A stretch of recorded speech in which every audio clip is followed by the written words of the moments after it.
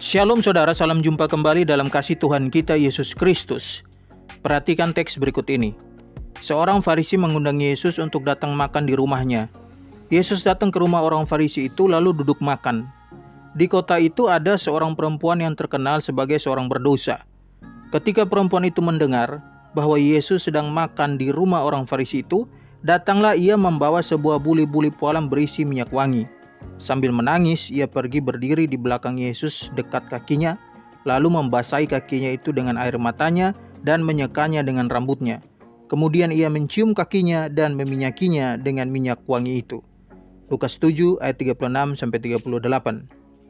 Apakah perempuan yang mengurapi Yesus dalam teks ini adalah seorang pelacur yang bernama Maria Magdalena?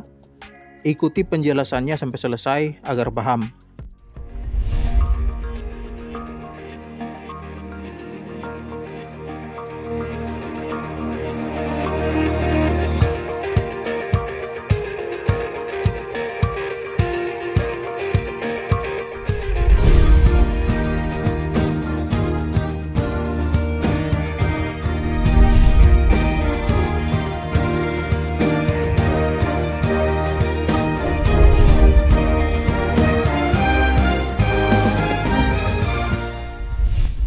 Saudara-saudara, sebelum saya menjawab pertanyaan apakah perempuan yang mengurapi Yesus dalam Lukas 7 ayat 36-38 adalah seorang pelacur yang bernama Maria Magdalena, saya akan membahas dulu beberapa hal.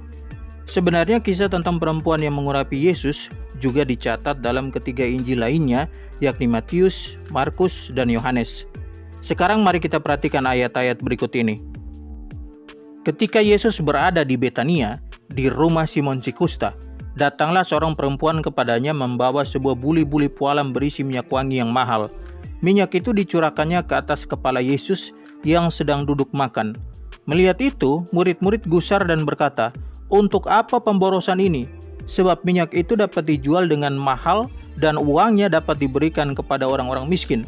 Tetapi Yesus mengetahui pikiran mereka lalu berkata, "Mengapa kamu menyusahkan perempuan ini? Sebab ia telah melakukan suatu perbuatan yang baik kepadaku. Karena orang-orang miskin selalu ada padamu, tetapi aku tidak akan selalu bersama-sama kamu. Sebab dengan mencurahkan minyak itu ke tubuhku, ia membuat suatu persiapan untuk penguburanku. Aku berkata kepadamu, sesungguhnya di mana saja Injil ini diberitakan di seluruh dunia, apa yang dilakukannya ini akan disebut juga untuk mengingat dia." Matius pasal 26 ayat 6 sampai ayat 13. Ketika Yesus berada di Betania, di rumah Simon si Kusta, dan sedang duduk makan, datanglah seorang perempuan membawa suatu buli-buli pualam berisi minyak narwastu murni yang mahal harganya. Setelah dipecahkannya leher buli-buli itu, dicurahkan minyak itu ke atas kepala Yesus. Ada orang yang menjadi gusar dan berkata seorang kepada yang lain, "Untuk apa pemborosan minyak narwastu itu? Sebab minyak ini dapat dijual 300 dinar lebih dan uangnya dapat diberikan kepada orang-orang miskin." Lalu mereka memarahi perempuan itu. Tetapi Yesus berkata, "Biarkanlah dia. Mengapa kamu menyusahkan dia? Ia telah melakukan suatu perbuatan yang baik padaku. Karena orang-orang miskin selalu ada padamu, dan kamu dapat menolong mereka bila mana kamu menghendakinya. Tetapi aku tidak akan selalu bersama-sama kamu. Ia telah melakukan apa yang dapat dilakukannya. Tubuhku telah diminyakinya sebagai persiapan untuk penguburanku.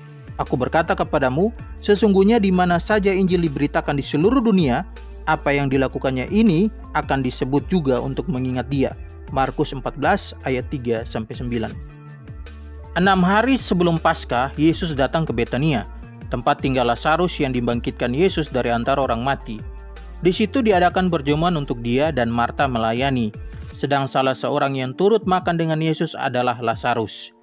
Maka Maria mengambil setengah kati minyak narwastu murni yang mahal harganya, lalu meminyaki kaki Yesus dan menyekanya dengan rambutnya, dan bau minyak semerbak di seluruh rumah itu. Tetapi Yudas Iskariot, seorang dari murid-murid Yesus yang akan segera menyerahkan dia, berkata, "Mengapa minyak narwastu ini tidak dijual 300 dinar dan uangnya diberikan kepada orang-orang miskin?" Hal ini dikatakannya bukan karena ia memperhatikan nasib orang-orang miskin, melainkan karena ia adalah seorang pencuri. Ia sering mengambil uang yang disimpan dalam kas yang dipegangnya. Maka kata Yesus, "Biarkanlah dia melakukan hal ini mengingat hari penguburanku." Karena orang-orang miskin selalu ada pada kamu, tetapi aku tidak akan selalu ada pada kamu." Sejumlah besar orang Yahudi mendengar bahwa Yesus ada di sana, dan mereka datang bukan hanya karena Yesus, melainkan juga untuk melihat Lazarus yang telah dibangkitkannya dari antara orang mati. Yohanes 12 ayat 1-9. Sekilas, jika kita melihat peristiwa perempuan yang mengurapi Yesus yang tercatat dalam keempat Injil ini sama, baik tindakannya yakni mengurapi, ataupun siapa yang mengurapi, yaitu seorang perempuan. Namun, jika kita benar-benar memperhatikan kisah ini, maka kita akan menemukan beberapa perbedaan, bahkan bertentangan. Sekarang mari kita lihat perbedaannya. Saudara perhatikan, dari keempat Injil ini, hanya Yohanes yang memberi keterangan nama, yakni Maria. Jadi menurut catatan Yohanes, bahwa yang mengurapi Yesus itu bernama Maria. Tapi saudara, apakah perempuan yang tertulis dalam Matius, Markus, dan Lukas juga adalah tokoh yang sama yang dicatat Yohanes, yakni Maria? Tidak, saudara. Perempuan yang dikisahkan dalam Injil Matius, Markus, dan Yohanes memang adalah orang yang sama, tapi pada Lukas adalah orang yang berbeda.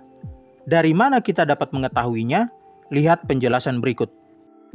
Yang pertama, kisah ini diceritakan dalam Injil Matius, Markus, dan Yohanes pada akhir dari pelayanan Yesus, mendekati saat kematiannya atau sekitar seminggu sebelum kematiannya. Sedangkan dalam Lukas, cerita itu diceritakan jauh lebih awal.